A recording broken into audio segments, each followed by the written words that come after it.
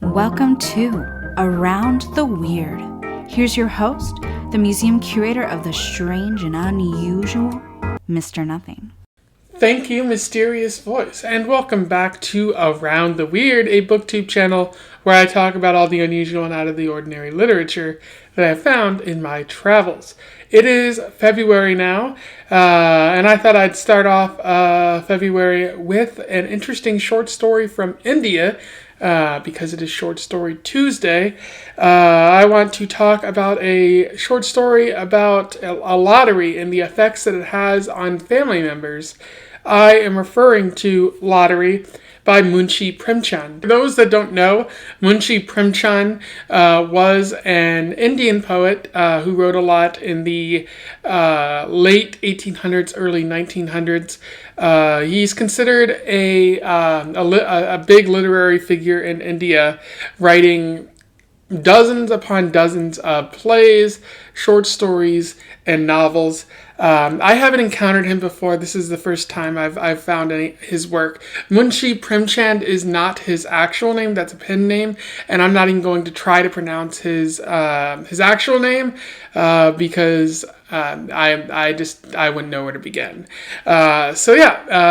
Let's talk about Lottery, one of the short stories that he wrote.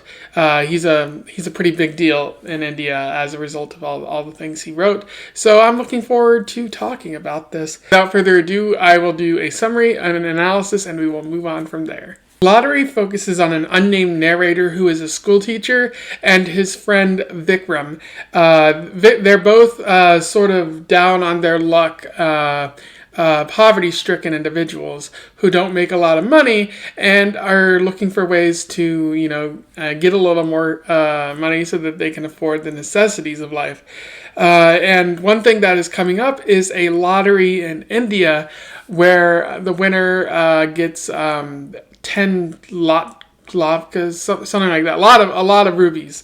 Vikram is hesitant to go in with his family as he doesn't feel that splitting a ticket with any of his family members will guarantee the money that he wants in order to go abroad and see the world and experience different cultures.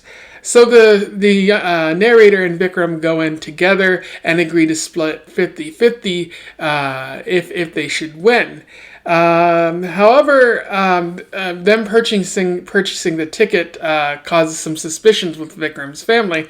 They're wondering why Vikram didn't go in with them to split a ticket or something like that. Why they spent so frivolously when the family could have split a ticket and it would have been much cheaper for each individual. Eventually, the narrator begins to doubt Vikram's honesty, whether he'll actually split the money with him, because the ticket is in Vikram's name, and so Vikram could easily take all the money, and the narrator wouldn't have any recourse to deal with this injustice.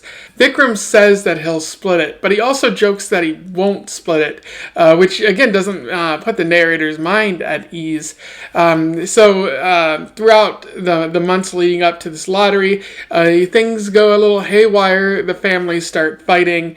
They don't trust one another, especially they don't trust them to share the money if needed.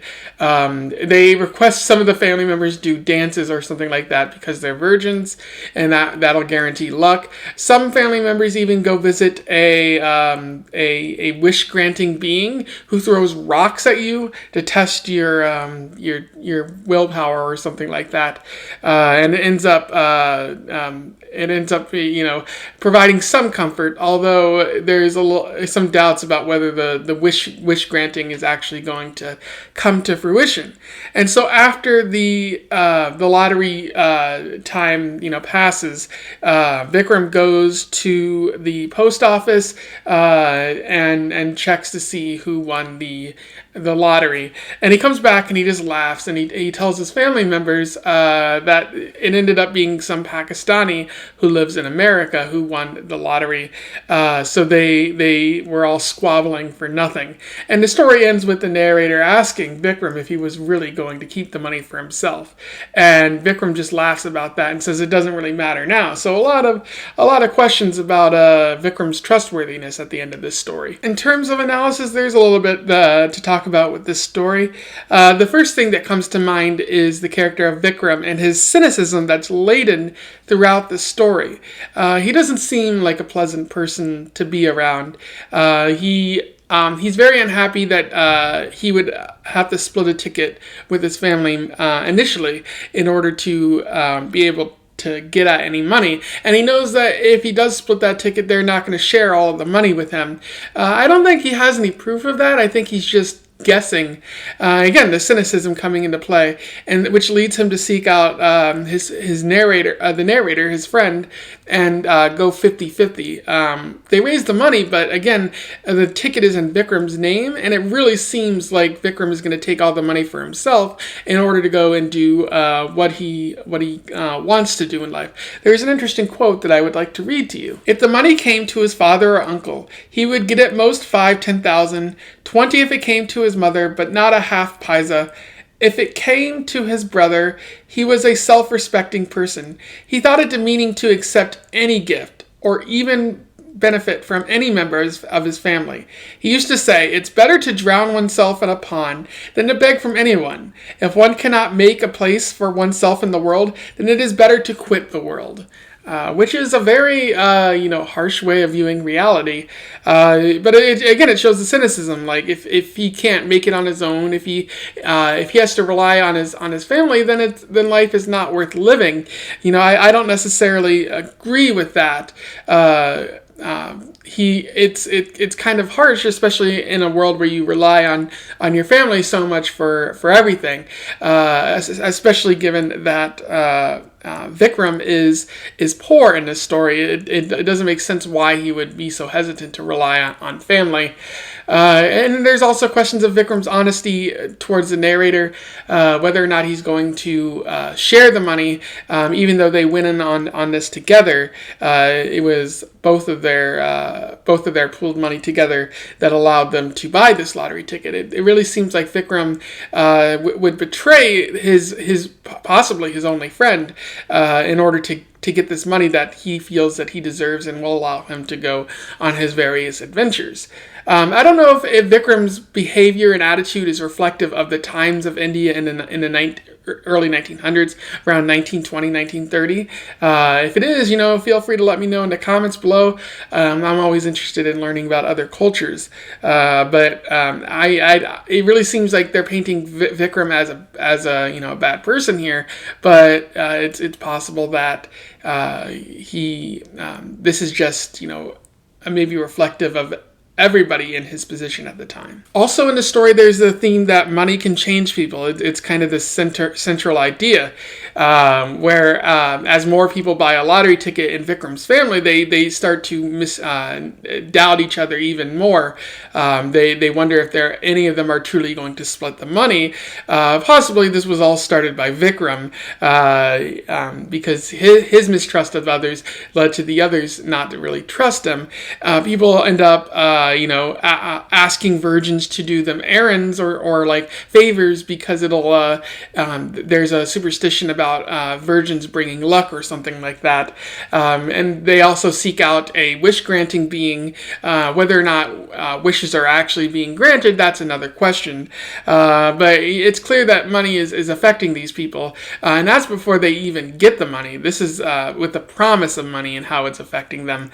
Maybe that's just reflective of like their desperation and how if they're in a low place and there's a promise of greater things, they're going to fight and claw to get to that greater place. But however, this is kind of dubious messaging too, because it's bordering on like money won't truly make you happy. See what it's doing to you now, and that's just a message that the rich people send to the poor people to keep them in their place,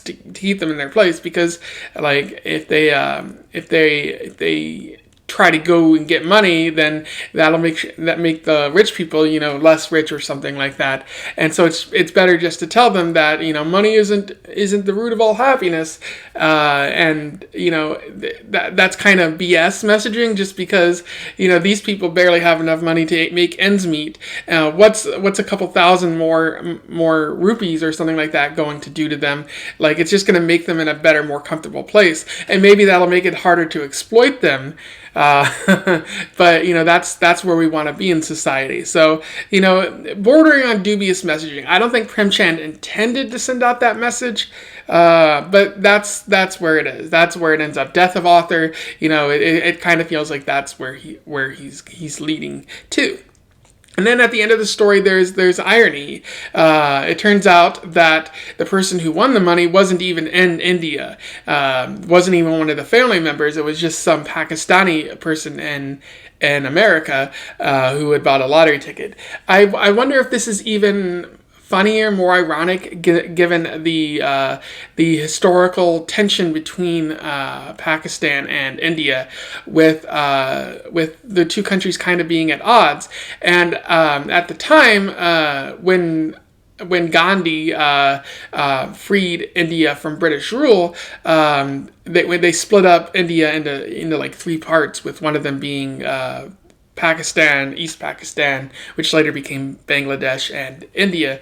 And so there's always been a bit of conflict there. And so I wonder if that's what the irony that Premchand is getting at. I'm not 100% sure there, but I do think the ending is also a bit funny, because all this squabble, all these extreme behavior, ultimately leading to no one getting any money at all. And so those are my thoughts on Lottery by Munshi Premchand. A pretty good short story. If I could find any more of his work, I would be interested in checking it out. I can't read Hindi, so that it's just, it might be hard to find some of his work with English translations, especially given he's such an old author.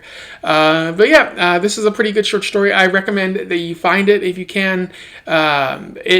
It doesn't tell, or it doesn't do anything drastically new with its story. I feel like there's a bunch of other short stories that get at the same idea, but it's still a fun story to read and see how the extreme behavior that these people go to in order to improve their financial situation in life. So if you have anything to say about the story, if you read it before, you simply want to comment on my review, feel free to do so below in the comments. I would love to hear from you. Otherwise, don't forget to like, share, and subscribe so that we can talk more about Indian short story writers in the future. And in the meantime, I wish you the best of luck in your weird travels. I hope that you are financially gainful in the near future.